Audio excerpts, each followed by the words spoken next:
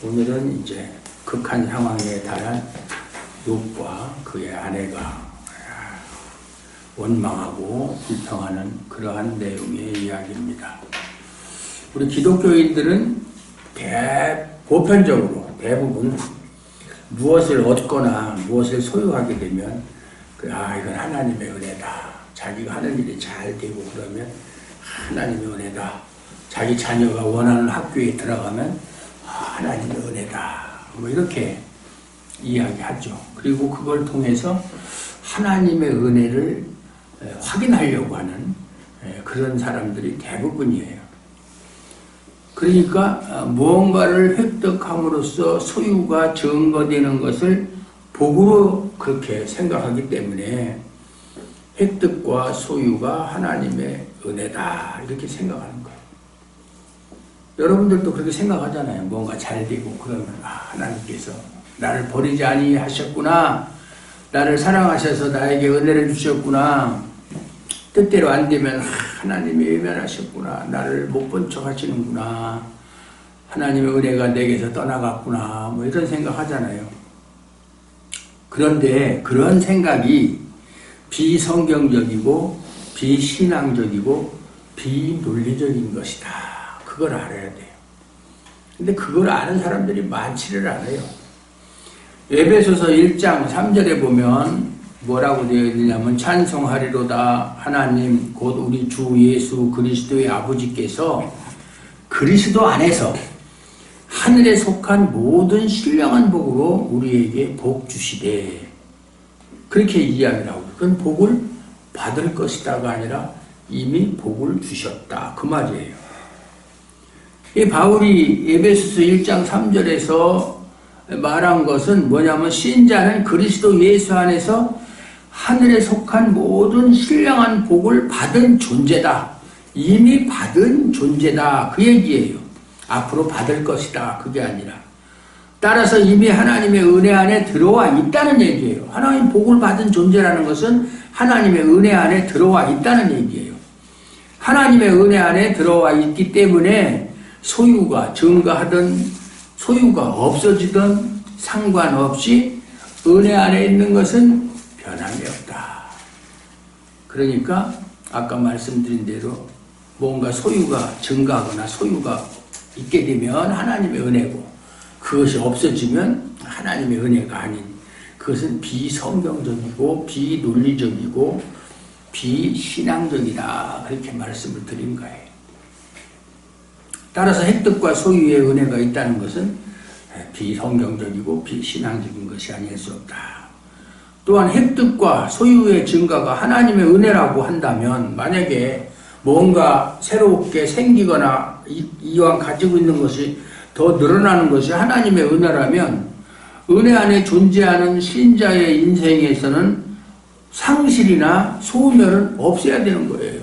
그렇잖아요. 은혜가 뭔가 새로운 것을 얻거나 이미 가지고 있는 것이 증가하는 것이라면 그게 은혜라면 그러면 은혜 안에 있는 신자에게서는 상실이나 소멸은 없어야 되죠. 그렇잖아요. 논리적으로. 그래야 은혜 안에 있다고 입증할 수 있잖아요. 봐라 나는 없어지는 거 없어. 더 늘어나는 건 있어도 없어지는 건 없어. 왜? 은혜 안에 있기 때문에. 그러면 그것이 없어진다는 얘기는 은혜 안에 없다는 얘기고 뭔가 없어지면 그 사람은 은혜 밖에 있다는 얘기니까 이건 전혀 말이 안 되는 얘기다 그 말이에요. 하지만 현실은 획득과 상실이 반복이 된다. 여러분들이 뭐 재산이 늘으면 계속 늘으니까 하는 일이 잘 되면 여러분의 뜻대로 다 잘 됩니까? 될 때도 있고 안 될 때도 있고 잃을 때도 있고 얻을 때도 있고 그렇잖아요. 그게 인생이잖아요. 그러니까 획득이 있어야 은혜고 소유가 증가해야 은혜가 된다는 말은 비논리적이다. 그 말이에요. 그러면은 은혜 안에 있는 사람은 아프지도 말아야 되고 손해보는 일도 없어야 되고 하는 일마다 다 자기 뜻대로 돼야 되고 죽지도 않아야 돼요. 그러려면. 얼마나 잘못된 생각이에요. 사탄이 말하는 논리도 그와 똑같아요.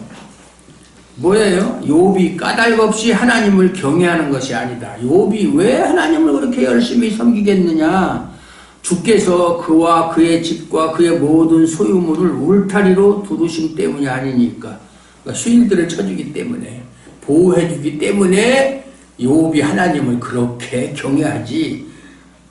그렇지 않으면 그가 하는 일이 잘 안 되고 그가 재산도 자꾸 손해만 보고 하는 일마다 낭패를 당하면 하나님을 섬기겠느냐. 그게 사탄이 지금 이야기하는 거잖아요. 하나님께서 지켜주셔서 그의 손으로 하는 바를 복되게 해서 하는 일마다 다 잘되게 해서 그의 소유물이 땅에 넘치게 하셨기 때문에 욥이 하나님을 경외하는 거 아니냐. 그러니까 욥의 소유물을 쳐서 손해를 보게 하면 분명히 하나님을 향해서 욕을 할 것이다 라고 주장하는 것이 사탄의 논리다 그 말이에요. 또 지난 시간에 얘기한 거죠. 예. 욥은 그래서 모든 소유를 잃었어요. 하나님 허락했어요. 그래, 그럼 네가 한번 그의 재산을 다 쳐서 다 없애봐라. 그래서 사탄이 하루아침에 재산도 다 잃게 하고 심지어는 자녀들까지도 다 잃게 했어요. 자식도 잃고, 본문에서는 그것뿐만 아니에요. 그동안 잘 살아왔던 아내로부터 저주의 말까지 듣게 되는 거예요. 저주의 말. 네? 저주의 말. 9절에 보면 그의 아내가 그에게 이르되 당신이 그래도 아직까지도 이런 모양이 됐는데 이렇게 완전히 폭망했는데도 자기의 온전함 하나님 앞에서 믿음을 지키겠느냐. 차라리 하나님을 욕하고 죽어라. 그렇게. 근데 나중에 뒤에 가서 보면은 욥이 자식을 2배로 더 많이 낳잖아요. 그럼 그 낳은 자식은 지금 이 아내한테서 낳은 자식일까? 아니면 다른 여자를 얻어가지고 낳은 자식일까? 어떤 자식일 것 같아요? 네? 여기 성경을 쭉 읽어보면 아내를 버렸다는 말은 없어요. 그럼 결국 그 아내에게서 낳았다는 얘기가 되죠. 글쎄 그 나이가 몇 살이나 먹었는지 모르지만 아이들이 다 장성해서 그랬는데 그로부터 세월이 흘렀는데 또 우리 자식을 낳았다. 거기에 옛날에는 오래 살았으니까 그럴 수도 있겠지만 어쨌든 뭐 그게 중요한 건 아니고 그렇게 아내로부터 저주의 말까지 듣는 상황이 되었다. 아주 극한 상황이에요.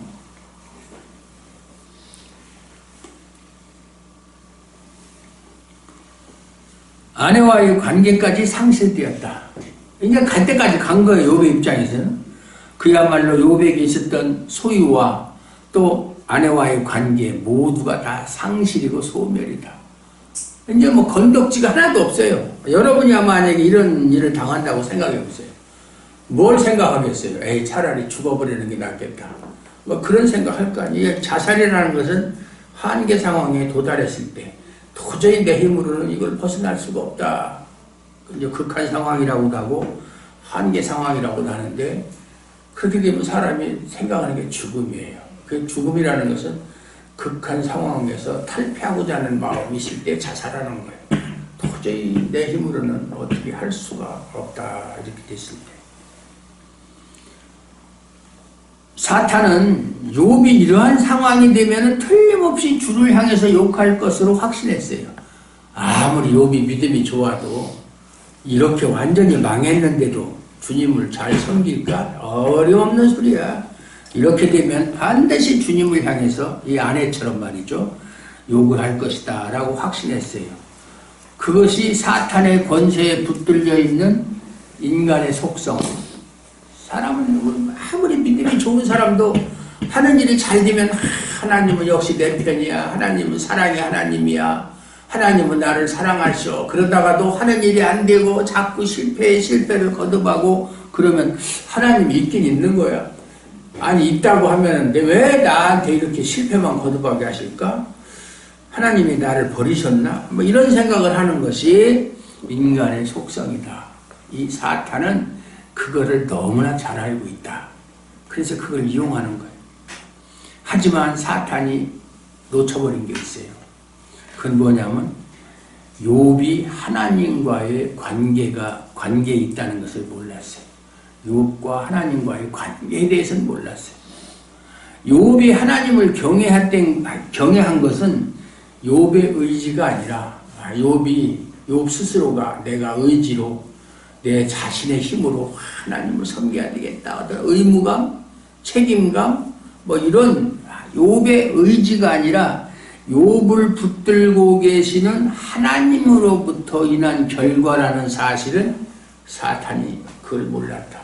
우리 믿음 역시도 하나님이 나를 붙잡고 있으니까 내가 믿음 생활하는 것이지, 하나님이 붙잡고 있는 손을 놓으면 그날로부터 우리는 하나님하고는 아무런 상관이 없는 삶을 살아가는 거예요. 신앙이라고 하는 것은 본인이 하나님에 의해서 붙들려 있다라고 하는 것을 알고 믿는 것이 신앙이에요. 내가 하나님을 선택하고, 성경에 그러잖아요. 너희가 나를 선택한 것이 아니라 내가 너희를 택한 것이다. 우리가 하나님 선택했습니까? 알고 보니까 세상에 수많은 신이 있지만 그래도 예수를 믿는 것이 가장 좋은 것 같다. 구원이 예수를 믿는 것에만 있는 것 같다. 그렇게 해서 선택한 사람이 있어요. 다 알아보고 무슨 뭐 이사 갈 때 어느 집이 좋을까, 가장 가성비가 좋을까, 아니면 가심비가 좋을까, 이런 거 따져서 물건 하나 사듯이 신앙을 그렇게 선택한 사람이 있느냐고요. 없어요. 교회를 선택하는 것은 그렇게 할 수 있지만 신앙 자체를 선택하는 것은 여러분이 선택한 게 아니에요. 하나님에 의해서 붙들려 있기 때문에 신앙을 가질 수가 있는 거예요. 믿음을. 그래서 신앙은 출발점이 어디예요? 나로부터 출발하는 것이 아니라 하나님으로부터 출발한다. 그래서 기독교는 하향적 기독교다. 하나님이 위에서부터 내려오셔서 나를 붙잡았기 때문에 내가 하나님을 믿는 믿음을 가질 수가 있었다. 다른 종교는, 기독교를 제외한 다른 모든 종교는 상향적 종교다. 인간이 자신의 의지로 신을 찾아가는 거예요. 그건 불가능한 거예요, 사실은. 그게 기독교와 다른 종교의 유일한 차이점이에요. 그러므로 하나님의 욥의 모든 소유물을 이렇게 울타리로 두르셨다. 보호해줬기 때문에 하나님을 경외한다는 사탄의 주장은 하나님과 욥의 관계를 알지 못하는 어리석음이고, 그것이 바로 인간적인 생각이다. 아니, 그 한계를 못 벗어나는 거예요, 사탄이. 욥이 저렇게 하는 것은 하나님이 욥을 붙잡고 있기 때문에 그렇다는 것은 모르고, 욥이 모든 것이 다 잘되고 소유도 많고 자녀들도 신앙 안에서 잘 자라고 그러니까 거기에 대한 반대급부로 하나님을 경외하는 것이다. 이렇게 생각한 거예요. 그러니까 그런 조건들이 없어지면 분명 하나님을 원망하고 저주할 것이다. 인간적인 생각이고 사탄의 생각이고 어리석은 생각이다. 따라서 인간적인 신앙이라는 게 뭐예요? 사탄이 생각하는 이 사탄의 주장과 부합되는 것이 인간적인 신앙이에요. 우리가 그렇게 생각한다면 우리의 생각과 사탄의 생각이 똑같다는 얘기예요. 그런데도 지금의 교회들을 보면 자기의 신앙이 인간적인 것인지 성경적인 것인지 염두에 두지 않고 오로지 자기가 알고 있고 옳다고 생각되는 자기 방식대로 하나님을 찾고 있다. 제가 항상 하는 말이지만 신앙은요, 우리가 세운 원칙에 따라서 하는 게 아니에요. 하나님이 정한 규칙과 규례와 방식대로 하는 것이 신앙생활이지, 이렇게 하는 것이 좋겠다, 이렇게 하면 하나님이 인정해 주시겠다, 이렇게 하면 하나님이 기뻐하시겠다, 우리의 생각대로 신앙생활하는 거 아니에요. 그런 신앙은 신앙이 아니에요. 그거는 그런 걸 사탄적이라고 하는 거예요. 비성경적이고 비논리적이고. 예? 근데 사람들은 집사님, 옛날에 그런 거, 집사님 그렇게 신앙생활 안 됩니다, 이렇게 조언 내지 충고를 하면, 목사님 저도 제 나름대로는 열심히 신앙생활 하고 있어요. 내 나름대로 하는 신앙은 안 되는 거야. 그거는 하나님 나름대로 해야 되지. 그걸 포기를 못해요. 그렇다고 한테 지어박을 수도 없고, 때리면 목사가 집사 때렸다고 고소한다고 그럴 테니까. 예? 안 되고. 요즘 세상에는 그러고도 남죠. 그 목사 고소하고, 심지어는 또 목사가 성도들을 고소하고, 이런 일들이 비일비재해요. 예, 참 갈 때까지 간 거지. 자기 방식대로 하나님을 찾고 있다. 자기 방식대로 하나님을 믿는다. 그거 안 되는 거예요. 그건 괜히 시간 낭비고 돈 낭비고 정력 낭비예요. 차라리 안 믿는 이만 또 못한. 그러한 신앙 아닌 신앙이 사탄적이라는 사실에 과연 누가 눈을 뜨게 될까? 그걸 누가 분별할까? 그러니까 여러분이 신앙생활을 하고 있는데 내가 지금 하고 있는 이 신앙생활이 인간적인 것이냐, 성경적인 것이냐, 아니면 사탄적인 것이냐, 그걸 분별하면서 하는 사람이 과연 얼마나 있을까? 또한 하나님의 은총이 아니고서는 기대할 수 없는 기적의 사건이 분명하다. 하나님이 알게 해주지 않으면 그걸 몰라요. 목사도 마찬가지고 성도도 마찬가지고 다 자기는 잘한다고 생각하겠죠. 자기가 하는 일이 옳다고 생각하겠죠. 내피셜이라는 말이 요새 유행하잖아요. 자기 생각의 절대성. 내 생각, 내가 하는 방식 다 옳은 거야. 네가 틀렸어. 나는 안 틀렸어. 이런 점에서 신자는 자기 신앙에 대해서 안심할 수가 없어요. 안심할 수가. 그렇다고 해서 자기 신앙에 대해서 불안해하고 염려하라는 것이 아니라 우리가 너무 쉽게 나는 하나님을 믿는 사람이다 라고 생각하고 자기 신앙에 대해서 점검하고 성찰할 필요성이 없는 듯 살아가는 그런 안일한 삶을 경계하라는 거예요. 나야 뭐 내 신앙 틀림없지. 나는 뭐 구원에 확신돼 있고 틀림없어. 나 나름대로 하면은 틀림없는 거야. 이렇게 안일하게 생각하지 말아라. 왜냐하면 말씀은 항상 우리의 실체를 드러내면서 내가 누구에게 붙들려 있고 신앙이 가능한 이유가 무엇인지를 보게 하기 때문이다. 네. 내가 누구에게 붙들려 있느냐. 신앙생활 하면서도 사탄에 붙들려 있는 사람 많아요. 그걸 아셔야 돼요. 우리는 나는 하나님 믿는 사람이야. 예수 믿는 사람이니까 하나님에게만 붙들려 있다. 이렇게 생각하면 착각이에요. 왔다 갔다 해요. 어떤 때는 참 하나님께 붙들려 있는 그런 생각을 하다가도 어떤 때는 사탄에 붙들려 있는 생각을 하고 왔다. 그게 인간이에요. 그 신자도 마찬가지예요. 신자가 한번 되면 처음부터 끝까지 초지일관으로 하나님에게 붙들려서 하나님 원하는 것만 생각하고 행동합니까? 그러면 좋겠지만 그런 사람 없어요. 없습니다. 예. 욥의 아내가 욥에게 당신이 그래도 이 모양 이 꼴이 됐는데도 불구하고 자기의 온전함을 굳게 지키느냐, 지금까지 하나님을 섬겨왔던 그 방식대로 지금도 하나님을 그대로 믿고 있느냐, 그 얘기예요. 그다 쓸데없는 것 아니냐. 그렇게 한 결과가 뭐냐. 당신 망했잖아. 그러니까 하나님을 욕하고 차라리 되져버려라 그 말이죠. 죽으라. 이게 독설이죠. 독설. 이것도 인간적 입장에서는 충분히 이해되는 일이다. 우리도 이런 일을 당하면 욥의 아내와 같은 그런 말을 할 수 있어요. 얼마든지 할 수 있습니다.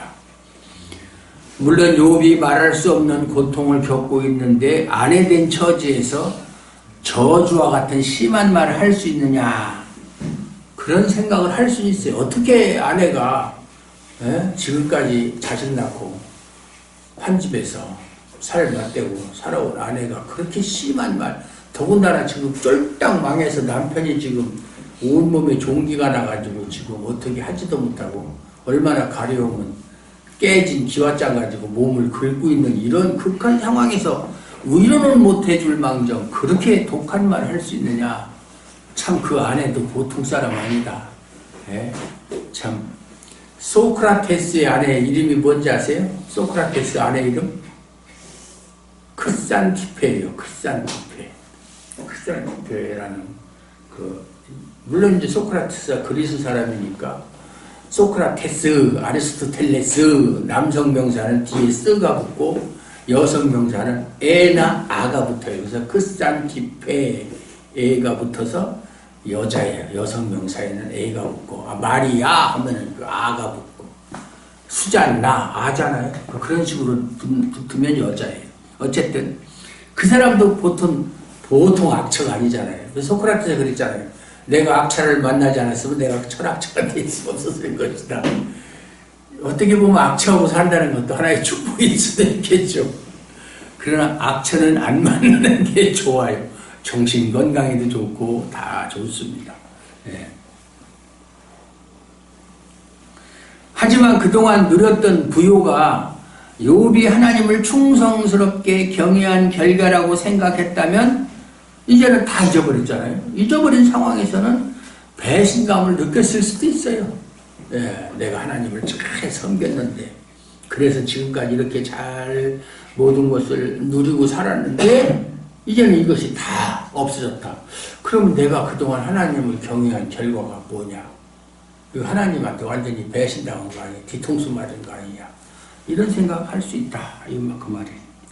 이게 다 헛수고 아니냐? 하나님은 그렇게 열심히 섬겼는데 이게 헛수고가 된 거 아니냐? 결국 하나님에 대해서도 최선을 다해 하나님을 경외한 욥에 대해서도 그런 미움의 감정이 앞섰을 것이다. 누가? 욥의 아내가 그렇다는 얘기예요. 네? 우리 남편이 얼마나 하나님을 열심히 섬겼는데 결과가 이게 뭐냐? 이거 헛수고 아니냐? 하나님께 배신당한 거 아니냐?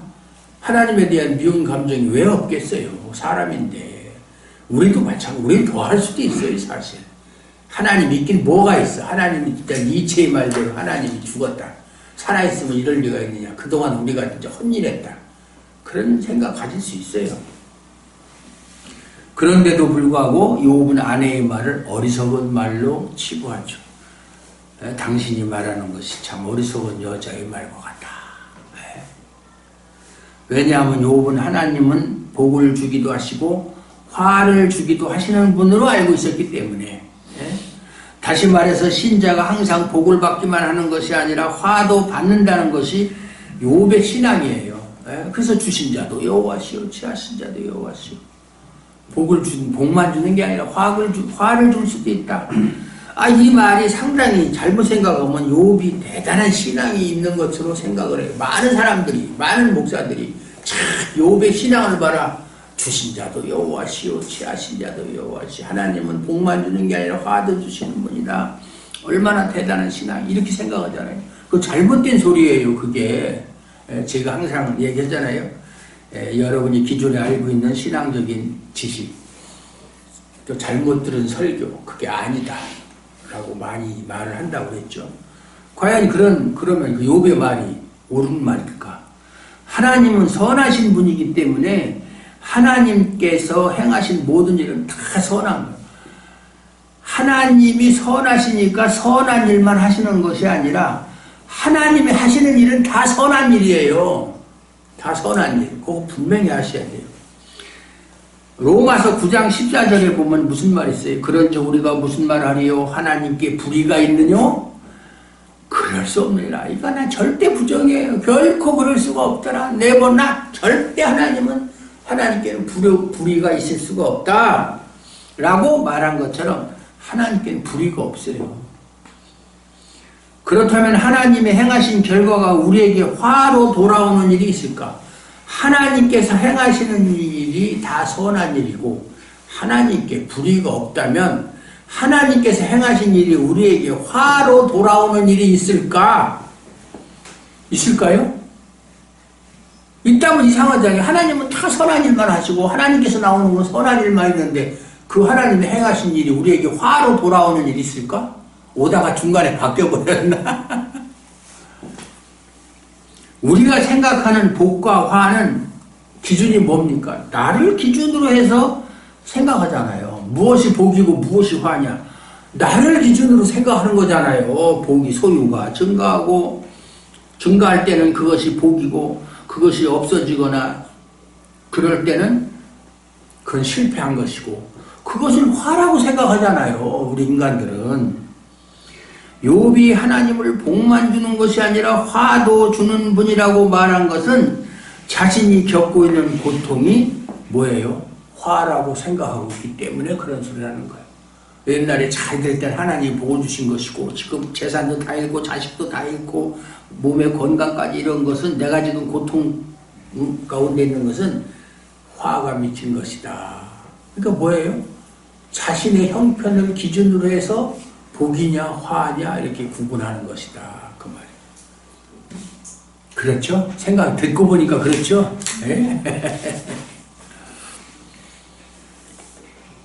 그렇지만 그것도 하나님이 주신 것으로 인정하고 원망하지 않겠다는 거예요. 그러니까 참 욥은 대단한 사람이다.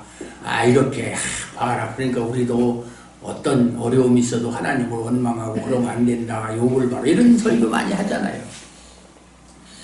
하지만 말씀드린 것처럼 하나님이 행하신 일에 화가 되는 것은 없다. 화는 없어요. 다 선한 일만 있는 거예요. 다시 말해서 하나님은 우리에게 화가 되는 일은 행하지 않으신다. 이것이 성경의 진술이에요. 우리에게 화가 되는 일은 하나님이 행하시지 않는 거예요.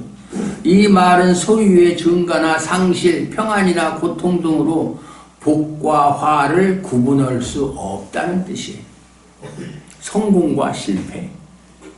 성공은 복이고 실패는 화고, 소유가 증가하면 복이고 상실하면 화고, 평안하면 복이고 고통을 당하면 화고.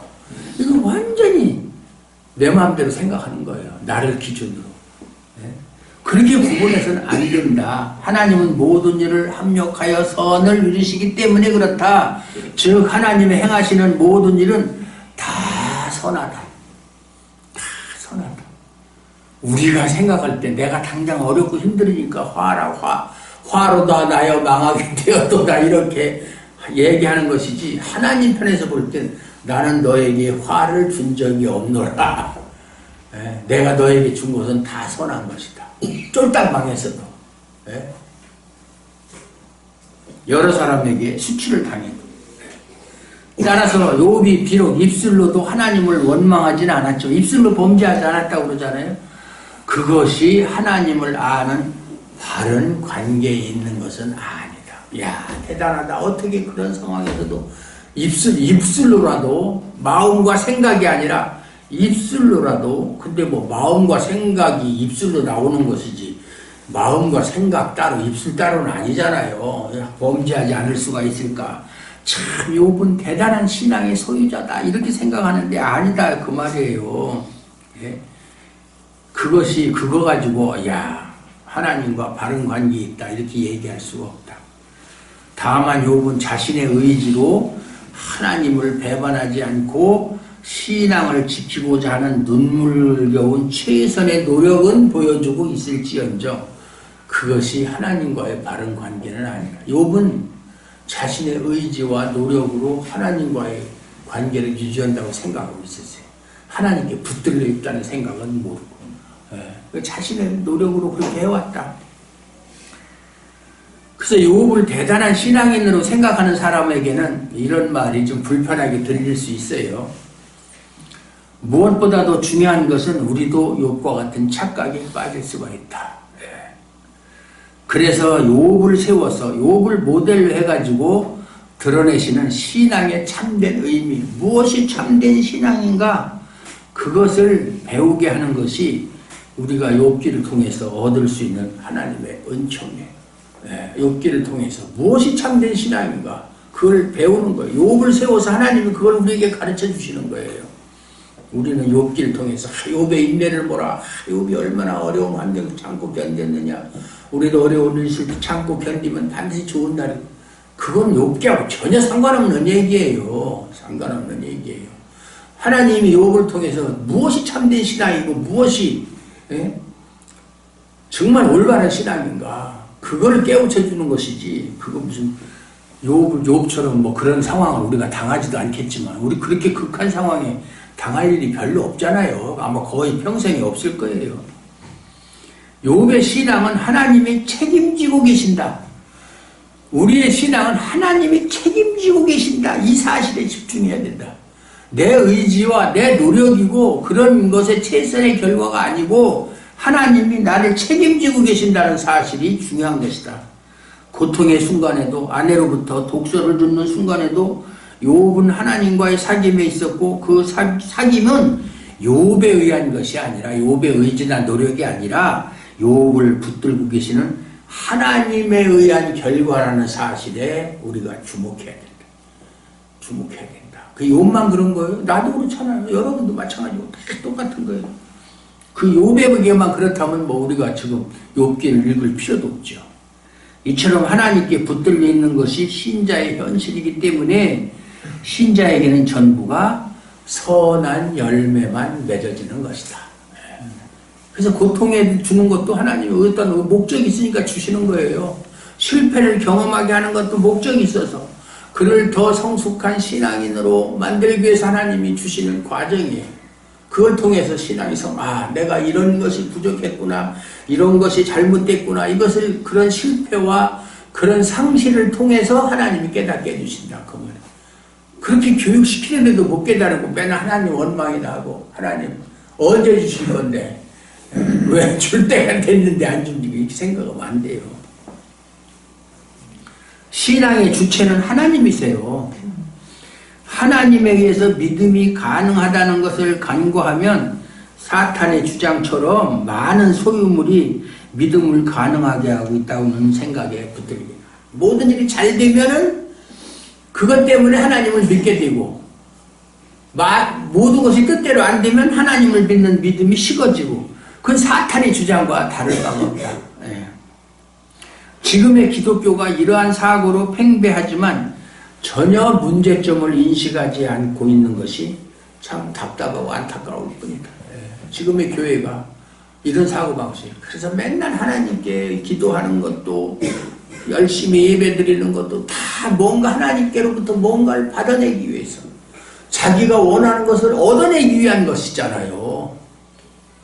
이미 하나님의 은혜 안에 들어와 있다는, 하나님의 신령한 복 안에 들어와 있다는 생각은 까맣게 잊어버리고 자꾸 뭔가는 더 좋은 거, 더 많은 거, 더 잘 되는, 그래서 자신의 의지로 신앙생활을 하는 것처럼 거기에 대한 어떤 반대급부를 바라는 그런 마음으로 신앙생활을 하고 있는 것이 현대 기독교의 실상이다. 그 말이에요. 진짜 참 잘못된 거죠.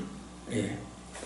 나 같은 조그만 교회 목사나 이렇게 힘줘서 얘기하지, 큰 교회 목사는 이런 소리 안 해요. 네, 참. 하나님께 붙들려 있는 우리를 그 어떤 것도 하나님으로 분리할 수 없다. 로마서 8장 28절에, 로마서 8장 18절인가요? 장절은 참 못 외워. 내가 숫자는 잘 외우는데 성경 장절은 그렇게 안 외워져. 네? 사도 바울이 그랬잖아요. 예. 누가 우리를 하나님 그리스도의 사랑에서 끊을 수 있어요? 아무것도 그리스도 끊을 수 없다. 예? 사망이나 생명이나, 예? 현재일이나 장래일이나 높음이나 깊음이나 능력이나 권세나, 예? 그 어떤 피조물도 우리를 그리스도 예수 안에 있는 하나님과의 사랑에서 끊을 수가 없으리라, 이렇게 선포했잖아요. 하나님과의 관계를 끊을 수 있는 것은 아무것도 없어요. 예? 우리의 생명 마찬가지죠. 누구도 우리의 생명을 하나님이 허락하지 않으면 우리를 해할 수 없어요. 그래서 신앙의 위대함은 곧 하나님의 위대함으로 나타나는 것이고, 왜? 하나님은 위대하니까 그런 위대한 일을 하실 수 있는 거예요. 인간은 하나님의 위대함을 세상에 나타내고 증명하기 위해서 사용되는 도구다, 그 말이에요. 하나님의 위대함을 나를 통해서 드러내는 도구로 사용되는 것이다. 이것이 믿음의 내용이에요. 믿음의 내용. 예. 하나님과의 사랑의 관계에 대한 확고함이 신자를 모든 상황에서 담대하게 하는 것이고, 인내하며 주를 바라보는 자로 굳게 서게 한다. 주를 바라보는 자로 굳게 서게 한다. 욥의 인내를, 성경에 보면 욥의 인내를 뭐라 그랬잖아요. 그 욥의 인내를 통해서, 그 인내가 누구한테서 나오는 것이냐? 욥의 의지, 욥의 노력에서 나오는 것이냐? 아니다. 하나님께 붙들려 있기 때문에 그런 상황에서도 인내할 수가 있었다. 그러니까 너희에게 필요한 것은 하나님에게 붙들려 있다는 사실에 집중해서 하나님으로부터 출발하는 신앙에 충실하라는 얘기지, 누구를 본받아서 너희들의 힘으로, 의지로, 노력으로 하라는 그런 얘기가 아니란 말이에요. 그러니까 우리는 신앙의 출발점부터가 점검해 봐야 돼요. 내가 가지고 있는 신앙이 나로부터 출발하는 것이냐, 하나님으로부터 출발하는 것이냐. 이러한 하나님의 세계의 현실을 알아가는 것이 신앙이 깊어지는 거예요. 하나님은 자기 백성을 이처럼 기품이 있는 신앙 세계로 인도해 가시는 거예요. 기품이 있는. 그래서 우리가 신앙생활을 10년 한 사람하고 20년 한 사람하고 같을 수가 없죠. 신앙의 깊이가 달라야 되죠. 어제보다는 오늘이, 오늘보다는 내일이. 점점 신앙의 깊이가 깊어져야 되는 거예요. 이것이 하나님께 붙들린 신자가 누리는 은총이고 은혜예요. 그러므로 신자에게는 모든 것이 선할 뿐 화는 없다. 하나님 우리에게 화를 주시는 법은 없다. 믿습니까? 아멘. 진짜 믿어요? 쩐더마. 진짜냐? 그 말이에요. 예. 물론 고통과 어려움의 순간순간 이 모든 것을 아는 것은 아니에요. 여러분이 고통이 다가올 때 그럴 때마다 하나님은 화를 주시는 하나님이 아니야. 이것도 다 선이야. 이렇게 생각하기는 쉽지 않아요. 예. 욥의 아내처럼 원망도 할 수 있어요. 불평도 할 수 있어요. 때로는 정말 해서는 안 되는 그런 독설을 할 수도 있어요. 욥처럼 하나님과의 관계는 생각하지 않고 그 주어진 환경에서도 하나님을 향한 그 믿음을 변하지 않으려는 그 노력, 의지 이렇게 애쓸 수도 있어요. 하지만 변하지 않는 것은 하나님이 나를 붙들고 인도하신다는 것이다. 이것이 중요한 거예요. 예. 이것이 믿음의 내용으로 채워지기를 주님의 이름으로 축원합니다. 하나님 감사합니다. 오늘도 하나님께서 우리에게 신앙의 깊이를 더하기 위해서 욥을 통해서 어떤 것이 하나님을 잘 섬기는 참된 신앙인지 그것을 다시 한번 깨닫게 하고 다시 한번 내 신앙을 점검하게 하는 시간을 갖게 하여 주시니 얼마나 감사한지 모릅니다. 우리가 이 세상을 살아가는 잠깐 동안의 시간 속에서도 여러 가지 어려움이 있고 또 실패도 있고 성공도 있고 참 말로 할 수 없는 고통의 시간도 있습니다. 그러나 하나님은 선하신 분이기 때문에 하나님이 하시는 모든 일은 다 선한 줄로 믿습니다. 결코 우리를 미워하거나 우리에게 화를 주시거나 그렇게 하시는 하나님은 아닌 줄을 다시 한번 깨달았습니다. 모든 것이 합력하여 선을 이루시는 하나님께서 우리의 유익을 위해서 주시는 것인 줄로 믿고 감사함으로 받을 수 있는 그러한 믿음을 허락하여 주시옵소서. 예수님 이름으로 감사드리옵고 기도하옵나이다. 아멘.